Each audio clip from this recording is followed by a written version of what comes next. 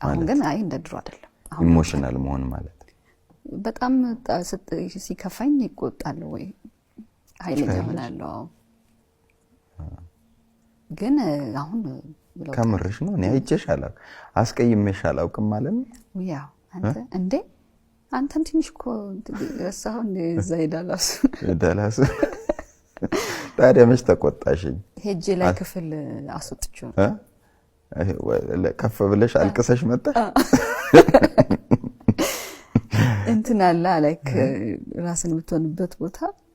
ቀስ ይሄ ባንዴ መጥቼ ያንን ታይም ጊዜ ነው እዛም ያደርሳው እንደዛ መሆንባቸው ሰዎች በጣም ትንሽ ናቸው ወይ ኢሞሽናል እንትን ይችሉኛል ዞሮ አይተውኝም ምትላቸው እኔ ምችልሻል መሰለሽ አረ እርግጠኛ ነኝ ግልጽ ለማድረግ ተመልካቾች አንድ ጉዳይ አማክረኝ ብላ ቁጭ አለች